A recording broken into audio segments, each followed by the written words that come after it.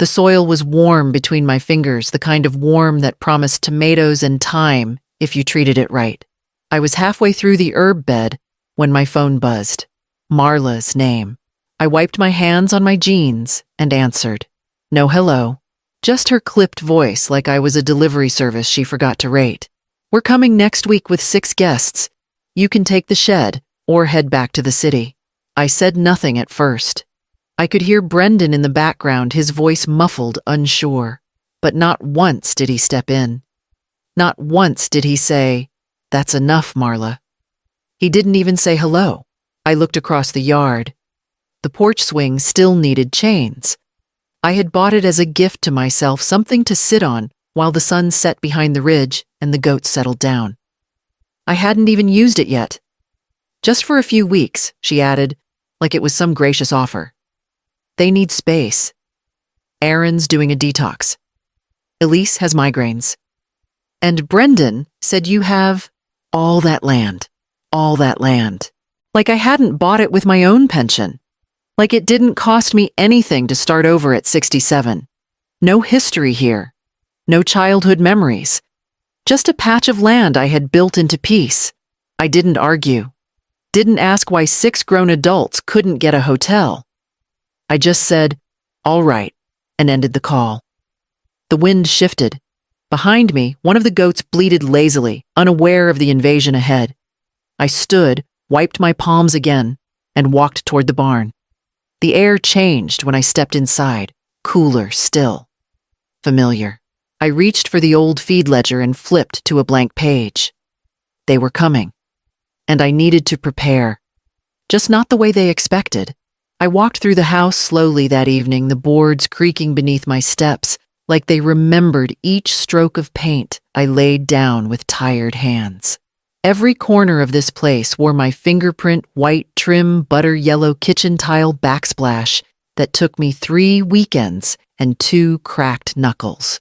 I remembered working late nights cleaning classrooms and scrubbing vomit off school floors just to gather enough for the down payment. Not once had Brendan or Marla asked how it was going. Not once had they visited, sent a card, or asked if I was warm in winter. But now suddenly, it was all that land and too much space for one person. I didn't let myself dwell on the insult. I focused on the facts. They were coming. And I had things to do. The guest sheets, my softest ones, 600 thread count, were folded and tucked into storage. In their place, I laid down scratchy old wool blankets from the emergency kit. Still clean, just not cozy. The Wi-Fi router went into the back of my filing cabinet. I labeled the plug "Don't touch unless you're the one paying the bill." The espresso machine was boxed and taped. A $19 drip pot took its place, along with a tin of half-stale store-brand grounds. I turned the thermostat down to 58 for nights and up to 84 during the day. Just enough to irritate, not enough to fix. Then I picked up the phone and called Royce. He answered on the second ring. "This Calla or the goat police, I might need to borrow a few friends," I said. "Brown ones or loud ones?" "Both." We agreed on a time. He'd bring them over the night before. I had plenty of hay. The last thing I did was turn on the porch light and sit for a moment on the swing. I finally finished hanging. I let it creak gently under me, not rocking too much. Just breathing. They wanted space. They were about to get it. And the swing would still be mine when they were gone. The gravel gave them away before the engine stopped. I watched it all from the motel window, coffee in hand, feet tucked under the blanket. 2 black SUVs polished like parade floats, and one oversized rental van chugged up my drive like royalty arriving to a castle they didn't build. Marla stepped out first. Silk trousers, open-toe heels, sunglasses big enough to reflect her own ego back at her. Behind her came the rest. 3 cousins, one boyfriend, a guy holding a ring light, and a cousin named Devon, already filming the dusty barn like it was exotic wildlife. Brendan came last. Slower. Shoulders tight, like even his body wasn't sure he wanted to be there. He ducked beneath the porch rail, and lifted the ceramic frog. I'd left the key there on purpose. I wanted to see who he'd become when no one told him who to be. He found the key like I knew he would. The door creaked open. The screaming started fast.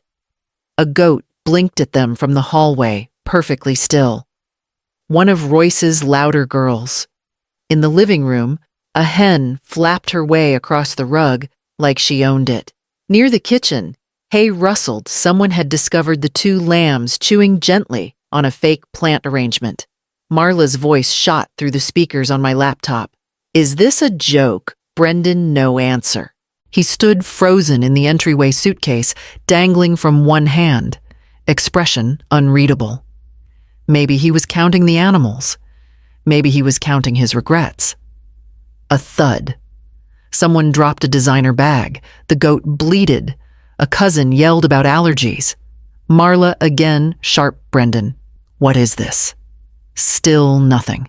I took another sip of motel coffee and muted the feed. The silence felt earned. Let them explore. Let them rearrange the mess like it was mine. Back at the house, the goats were just getting started. The motel room was quiet except for the hum of the heater. I balanced my laptop on my knees and opened the camera feed. Grainy, yes, but clear enough to see every expression.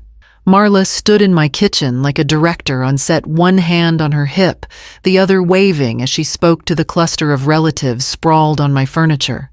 "Once she gives up, we'll flip it," she said, her voice crisp, even through the small speaker. Airbnb. Fire pit. We can have it ready in 2 months. No laughter, no pushback from Brendan. He just stood there, head down, scrolling his phone as if pretending not to hear. Not even a token protest. Again, I felt something cold move through me. Not shock exactly, but the confirmation of what I already knew. They weren't just visiting. They were planning a takeover. I clicked the record button on my screen. The file name popped up automatically. Kitchen feed 8/8, 37 p.m. I saved it to a new folder labeled Evidence. Then I picked up my phone and called Elaine, my attorney. She'd been with me through the closing on the farm and knew every clause.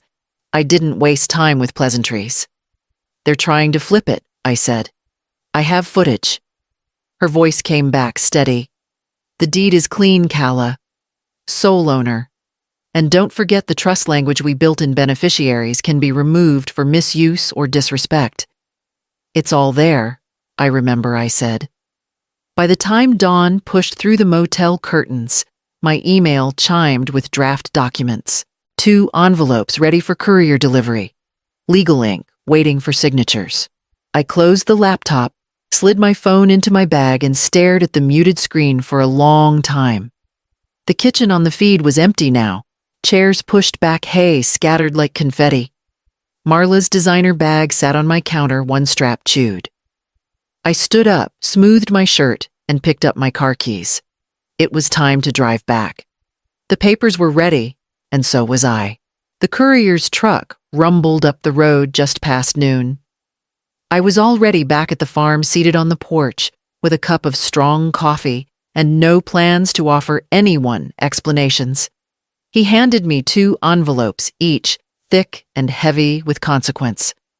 One labeled Marla Sanders, the other Brendan Crowley.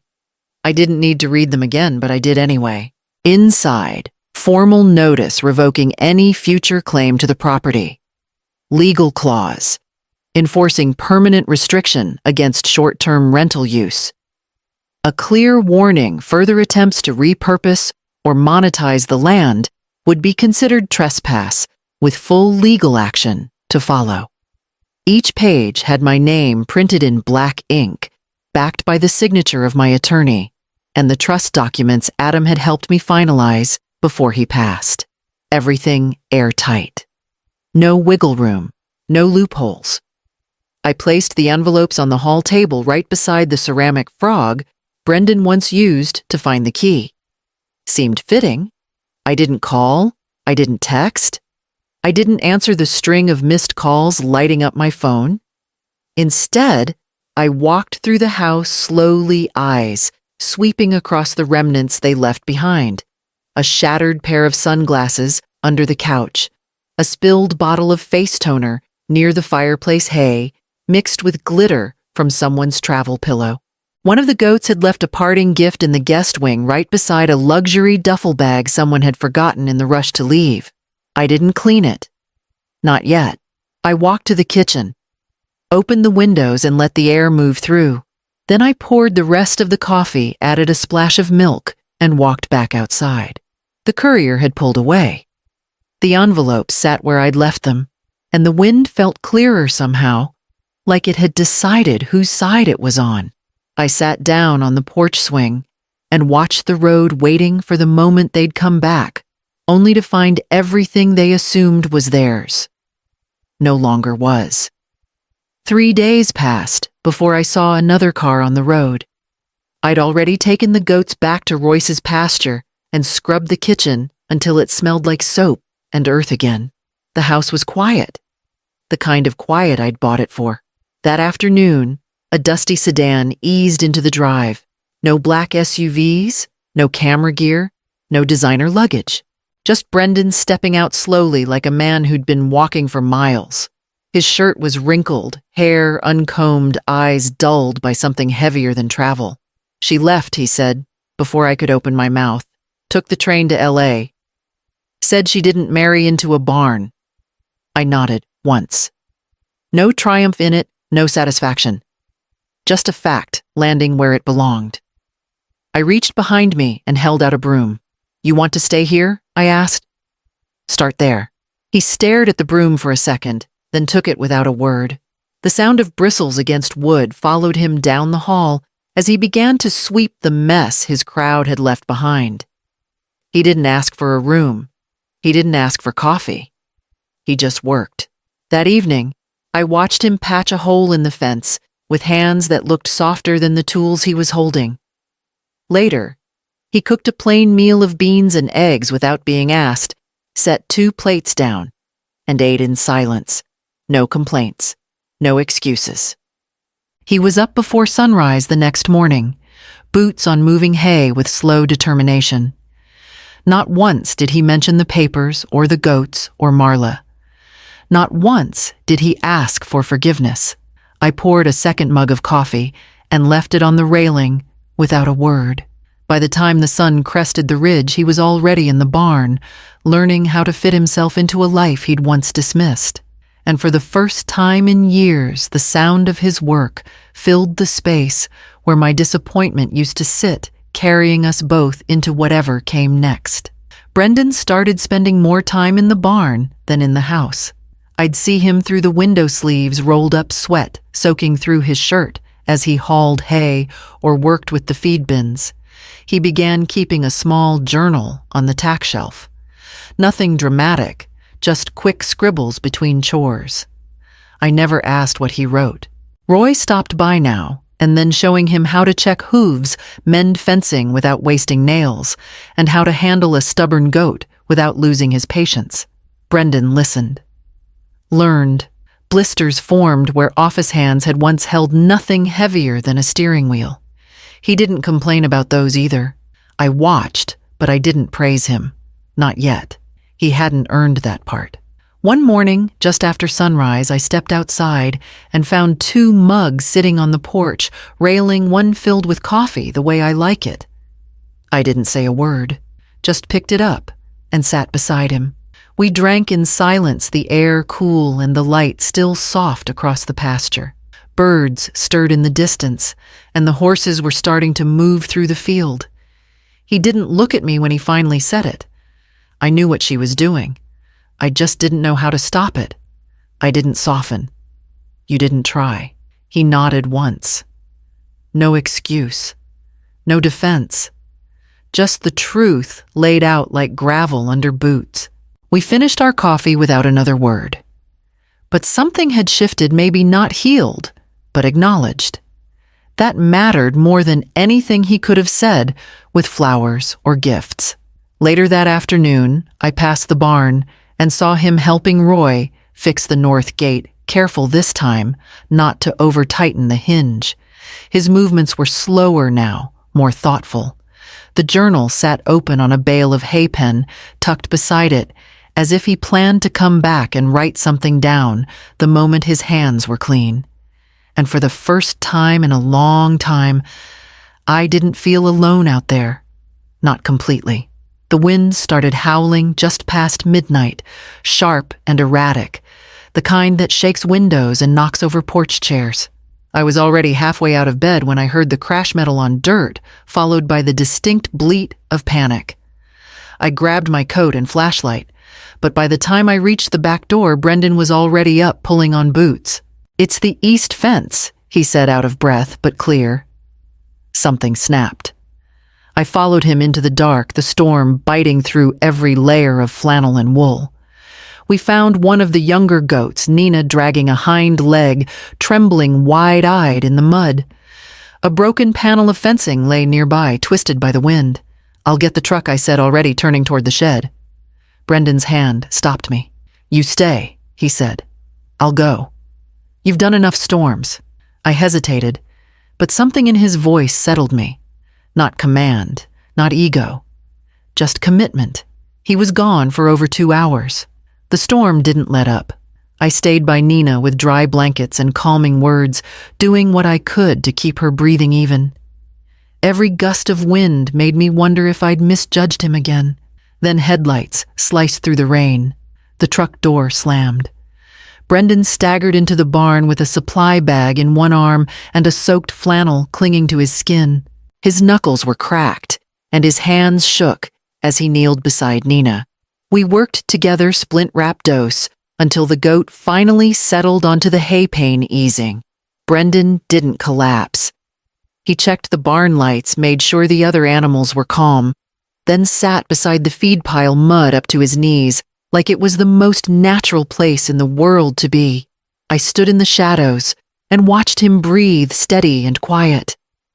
I remembered whispering once years ago, "I raised a boy who became a man too late."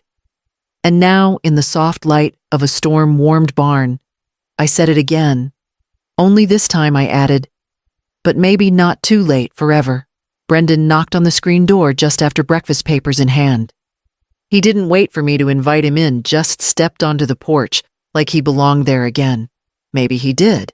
"I need you to read this," he said. I set my coffee down and took the stack.